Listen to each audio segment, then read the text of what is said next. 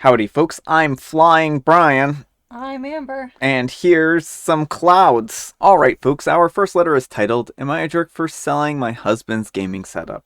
I'm a 28-year-old female, and I used to have a great relationship with my husband, who's a 29-year-old male. We got along really well, had several common interests, etc. However, our relationship began to take a turn last year after he started streaming video games on Twitch.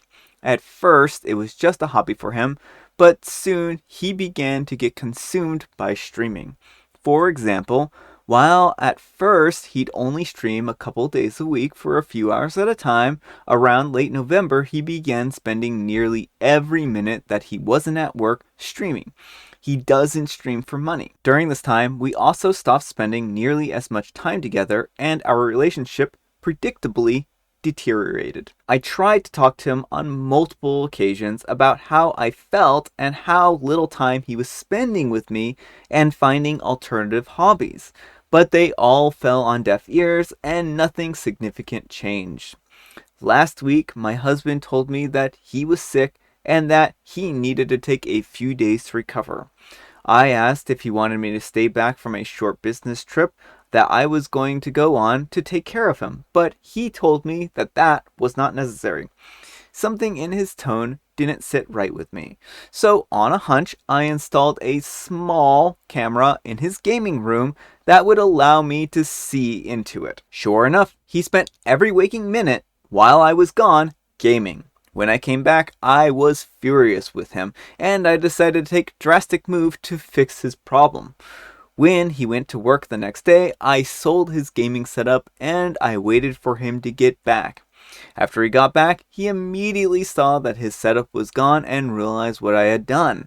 He started yelling at me for taking away his hobby, and I responded by calling him an addict who only cared about streaming, pointing out all the times that he neglected me in favor of gaming and telling him that I knew he would blow off work to go stream.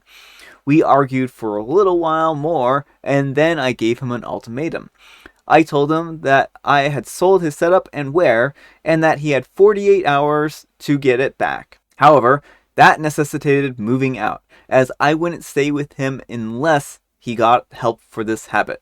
Long story short, he got his gaming setup, and then he went to stay with a friend. Big surprise that ultimatums never work. Alright, folks, what do you think? Jerk or not the jerk? I think everyone's a little bit of a jerk here. Yeah.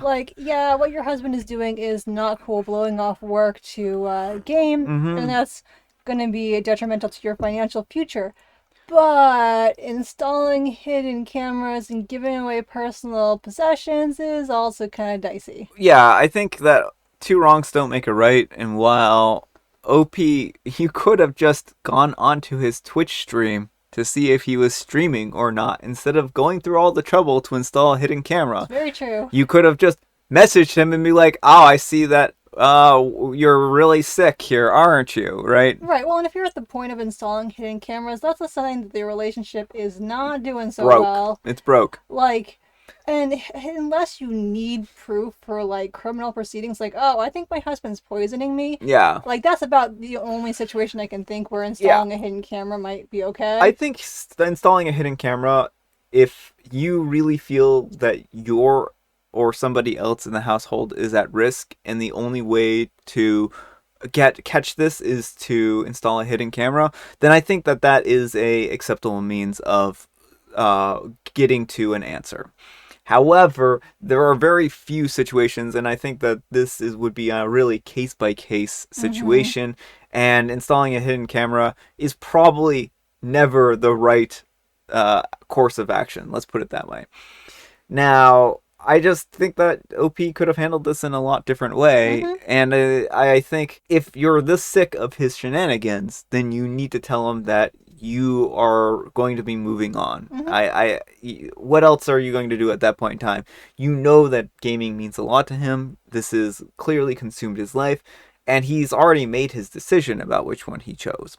So that's really where this needed to go, is a conversation to sit down with him. You could have done any number of things, like turned off the Wi-Fi, or unplugged the machine, or turned it off while he was gaming if he refused to talk to you, if you really needed to have a sit down and conversation. While that's not necessarily a great way to go, still, it at least gives you a way to have an opening with him to actually have a conversation. So I think that this was really a poor way to go about this. Well, and also, like, if he won't even have a conversation with you, like, again, probably it's time to just move on. Yeah, Like, this relationship ran its course, and instead of gracefully exiting it, you kind of stoop to his level. you could have suggested marriage counseling. I don't think he would have gone. It It seems would like he have doesn't interfered think you with have an his video issue. gaming. But that's about it. Like, at that point in time, what he doesn't care about your marriage anymore. All he cares about is gaming. Yeah, and also, if OP wanted to spend more time with him, then maybe that she could have suggested gaming, having a mutual gaming night, and then some other activity night, right? Hmm. So that you could switch off and be like, look, I want to spend time with you, but I'm also willing to come and play a video game with you. But you also have to be willing to do X, Y, and Z with me as well. Hmm. So, yeah, it's a bad situation though in general. So anyhow, take care and good luck. All right, folks, it is tea time. Grab your beverages of choice. I've got some tea right here, and I've also got a special guest tea in a minute. Amber has a joke. What are the strongest days of the week? The strongest days of the week, Amber, are none, because they're all days of the week, and they're all weak and inferior. They need to be jacked. Saturday and Sunday. Every other day is a weekday. I actually was onto something there. Hmm.